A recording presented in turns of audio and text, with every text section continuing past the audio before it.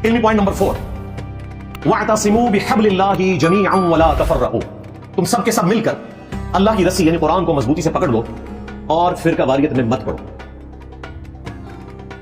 लोग कहते हैं जी वो हदीस है, नबी इस्लाम ने फरमाया जामे तिर्मिज़ी में, सुनन अबी दाऊद में उसकी सही सनद मौजूद है कि उम्मत में 73 फिरके बनेंगे। ये तो आपने इस्लाम ने एक गैबी खबर दी थी, 73 फिरकों में बट जाएगी, 72 फिरके होंगे, एक जमात होगी अल जमा, वो फिरका नहीं होगी। साहबा किराम फिरका तो नहीं थे, अहलुल बैत फिरका तो नहीं थे, उनसे टूट के जो फिरक हुए वो फिरके, तो 73 टुकड़े बन गए, उनमें एक असल था, 72 जो है वो फिरकों में बट के। तो कहते हैं नबी इस्लाम ने पहले फरमाया था भाई आपने डराया था कि तुमने इस सिस्टम का हिस्सा नहीं बनना, वो तो आपने ये भी फरमाया, सही मुस्लिम में हदीस है कि कुर्बे क़यामत में औरतें ऐसा लिबास पहनेंगी गोया कि नंगी नजर आएंगी। तो इसका क्या मतलब है, हम अपनी औरतों को बारीक और चुस्त लिबास पहनाना शुरू करते हैं? नहीं, डराया गया है।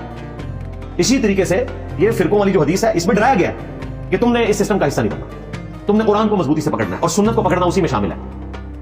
वो अल मुस्तदरक अल हाकिम हदीस है, हज्जतुल वदा के मौका पर नबी इस्लाम ने फरमाया था अपने बाद दो चीजें छोड़ के जा रहा हूं, उनको मजबूती से पकड़ लोगे कभी गुमराह नहीं होगे, एक अल्लाह की किताब और दूसरे उसके रसूल की सुन्नत सल्लल्लाहु अलैहि वसल्लम। हालांकि आपके पास वो बाबे थे जो आप छोड़ भी सकते थे, वो ओरिजिनल बाबे थे, सैयदना अबू बकर उमर उस्मान अली रज़ियल्लाहु अन्हुम अजमईन वअलैहिम अस्सलाम अजमईन, लेकिन आपको पता था कि कुछ अरसे बाद इन्होंने भी दुनिया से चले जाना है, मैं वो चीज छोड़ के जाऊं जो क़यामत तक रहे, क्योंकि मेरी नबूवत क़यामत तक के लिए, तो आपका मोर्जा भी क़यामत तक के लिए महफूज, इन्ना नहनु नज़्ज़लना ज़िक्र व इन्ना लहु लहाफ़िज़ून, यानी कुरान पाक इस ज़िक्र को हमने नाज़िल किया और हम ही इसकी हिफाजत करने वाले हैं।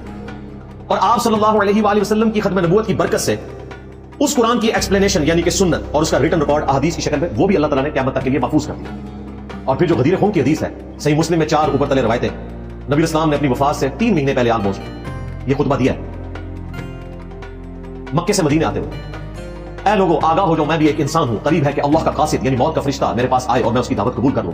मैं अपने बातों में 2 भारी चीजें छोड़ के जा रहा हूं, उनमें से पहली चीज अल्लाह की किताब है, इसमें हदायत है, इसमें नूर है, अल्लाह की किताब अल्लाह की रस्सी है, वही वअतसिमू बिहब्लिल्लाहि जमीअन वला तफर्रकू, जो इसे पकड़ेगा वो हदायत पर होगा, जो छोड़ देगा वो गुमराह हो जाएगा। और ज़ैद इब्न अरकम कहते हैं कि नबी इस्लाम हमें तरगीब दिलाते रहे कि अल्लाह की किताब, अल्लाह की किताब।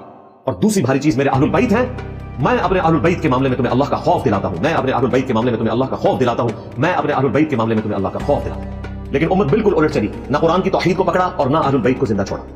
और हमारा ये प्लेटफॉर्म गदीर खून पे खड़ा है, तौहीद पे 0 टॉलरेंस है, अहलुल बैत के दिफा के ऊपर 0 टॉलरेंस है, चाहे उस जमाने की बनु उमैया हो, चाहे आज के बनु उमैया के खिदमत गुजार हो, किसी को नहीं छोड़ेंगे। बिल्कुल मेरे अली सा है ही कोई नहीं, बनु उमैया थे है ही कोई नहीं। मुझसे वो जेल के सुपरिटेंडेंट साहब पूछते हैं कि आप अंदर क्यों आए हैं? मैंने कहा बैत का दिफा करने की वजह से, फ्रंट पर तो आप कोई भी रीजन रख सकते हैं। और उनके सुपरिटेंडेंट के जो डिप्टीज बैठे थे उन्होंने कहा बिल्कुल ऐसा ही है, यही वजह।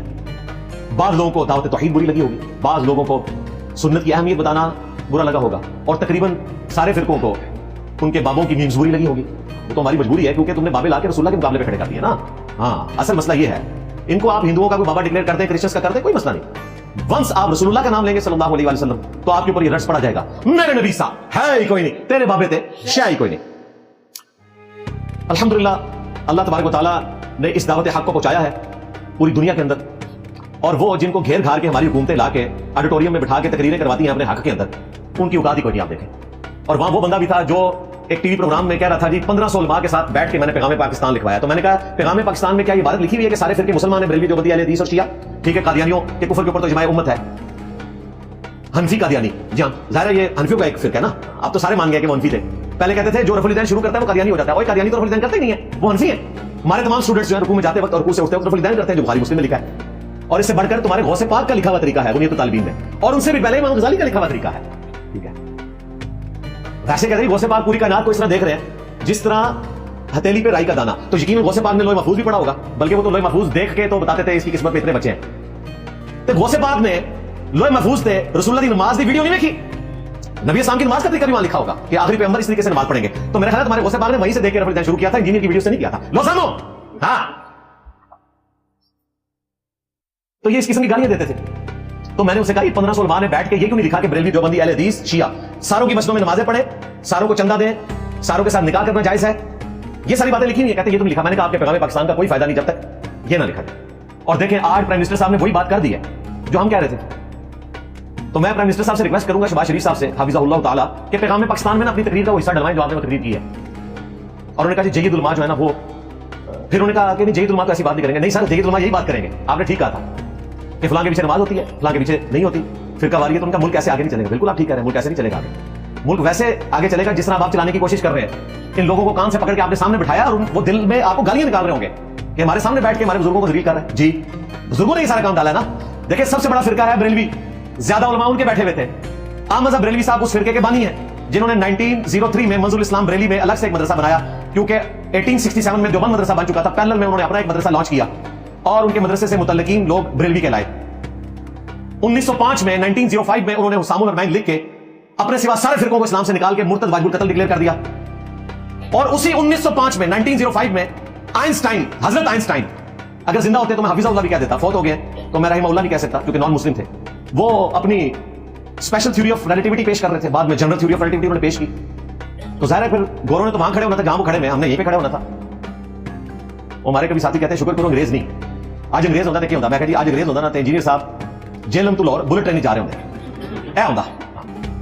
ये अफसोस से कहना पड़ा। अब कहीं रियासत को ख्याल आया कि हमने भी इस रियासत को उसी पैटर्न पे बनाना है जो मुल्क छोड़ के लोग जा रहे हैं, इस मुल्क को जन्नत बनाया जाए। और उसमें सबसे पहली चीज जो है वो फिरका वारियत का खात्मा है। इसी तरीके से जो इस वक्त क्लाइमेट चेंज का मसला है, इसको एड्रेस करना है। ये बड़े बड़े मसाइल हैं जिनको एड्रेस करने की जरूरत है। तो अब समझ आ रही है प्राइम मिनिस्टर साहब, कभी मुझे मौका दें तो मैं इन सारे उलमा के सामने बैठ के कहूं कि तुम्हारे बुजुर्ग क्या करके गए। अहकाम शरीयत में आला हजरत से जब पूछा गया कि वहाबी यानी कि देवबंद और अहले हदीस, ब्रैकेट उन्होंने खुद खोली सवाल वाले ने, और साथ लिखा अहले तशय्यो राफजी, नेचरी सर सैयद अहमद खान के मानने वाले, कादियानी और क्रिश्चियंस और जूस, यहूद और नसारा, क्या इनका जरिया हलाल है? तो आला हजरत ने फरमाया। अब आला हजरत अगर फरमा रहे हैं तो बाकी किसी आलिम की कोई औकात नहीं। आज अगर कोई बरेलवी आलिम मासूम सी शक्ल बना के नहीं हम सबको मुसलमान समझते हैं, मक्कारी कर रहे हैं। आला हजरत के होते हुए तेरी क्या मजाल। 1921 में आला हजरत की डेथ हुई है बमुताबिक 1340 हिजरी, आज है 1447 हिजरी, बमुताबिक 21 दिसंबर 2025। बमुश्किल 100 साल हुए आला हजरत को दुनिया से गए हुए अपने बुजुर्गों के पास। उनके कलम की स्याही भी खुश्क नहीं हुई। ये वो किताबें हैं जो बरेली से छप रही हैं और हमारे एक्स मुर्शिद बापा जानी, हाँ, उनके तमाम मुरीदीन की किताब पढ़ते हैं, वो प्रिंट कर रहे हैं मकबतुल मदीना से दावत इस्लामी वाले। ये मैंने नहीं प्रिंट की। अहकाम शरीयत में बकायदा उन्होंने जवाब दिया आला हजरत ने कि चाहे देवबंदी हो, अहले हदीस हो, शिया हो, कादियानी हो, कादियानियों को जो काफिर थे उनको इनके साथ जिक्र किया, यानी कि आला हजरत जो है वो इनको कादियानियों के बराबर समझते थे। इन सब का ज़बीहा मुर्दार है, हाँ 1 लाख दफा अल्लाह का नाम ले। ये सब के सब मुर्तद यानी वाजिबुल कत्ल है। अलबत्ता यहूद और नसारा का ज़बीहा हलाल है। अंदाजा करो, यहूद और नसारा उनके नजदीक देवबंद अहले हदीस शिया से बेहतर है। उनको अगर हमारे प्राइम मिनिस्टर साहब कहते हैं नहीं जय्यद उलमा ऐसी बात नहीं करते होंगे, जनाब जय्यद उलमा को जय्यद बनाने वाले ऐसी बात करते हैं। और फिर बलफुजाते आला हजरत जो उनके बेटे मुस्तफा रजा खान नूरी ने जमा किए, जिनकी वो नात है तू शम्मे रिसालत है आलम तेरा परवाना, 1981 में उनकी डेथ हुई। उनके बेटे ने खुद वो मलफूजात लिखे हैं आला हजरत के सामने बैठ के, और शुरू के 3 हिस्से आला हजरत ने खुद पढ़े हुए हैं, और जिस हिस्से से मैं पेश कर रहा हूं आला हजरत ने खुद पढ़ा हुआ है लफ्ज बलफ्ज। आप ये भी नहीं कह सकते किताबें बदल गई, आला हजरत के बेटे ने उनके मत्थे मार दिया। पूछा गया कि ये वहाबी, देवबंदी और अहले हदीस इनके पीछे नमाज दुरुस्त है? तो आला हज़रत ने फरमाया कि देवबंद और अहले हदीस की ना नमाज है ना जमात है। वो कहते हैं उनकी तो अपनी नहीं होती, तुम्हारी के पीछे क्या होगी? जो मैं कहता था ना कि बड़ों ने बड़ा काम डाला है।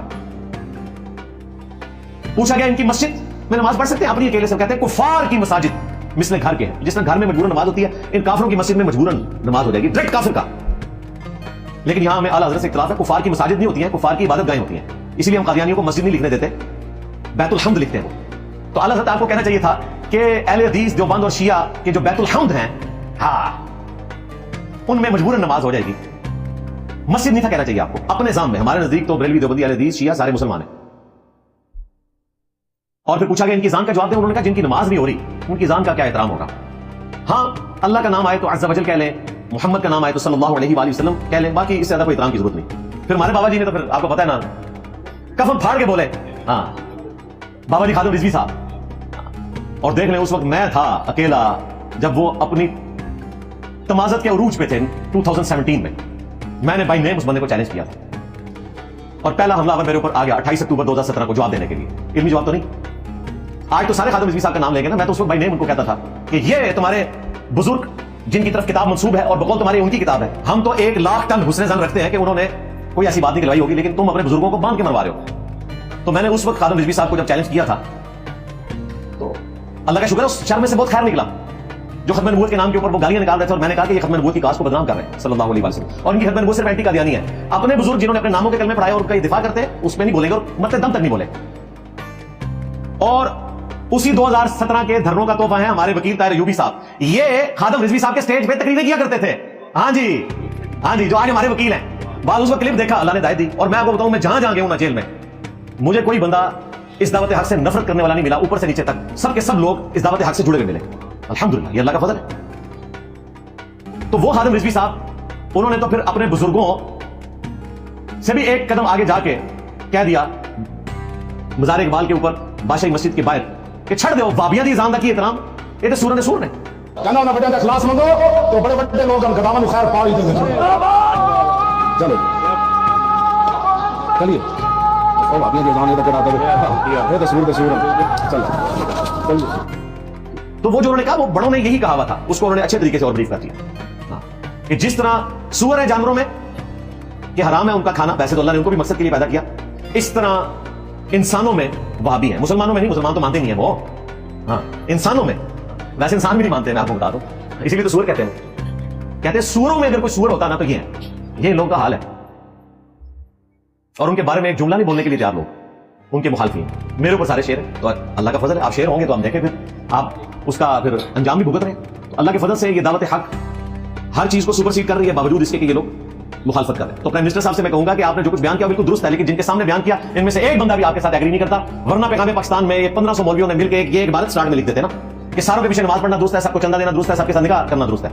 और इधर देखें, हमने कोई चंदा बुक नहीं बनाई, कोई मस्जिद नहीं बनाई, नमाजें इनके पीछे पढ़ते हैं, चंदे इनको देते हैं, सबको मुसलमान समझते हैं, उसके बावजूद कहते हैं कि हो सकता है आखिरी वक्त को फिरका लॉन्च करते हैं। 17 साल हो गए ना मौदूदी साहब पे तुम झूठ बोलते रहे कि वो दावे नबूवत करके फौत होंगे, 50 साल होने वाले हैं उनकी वफात को।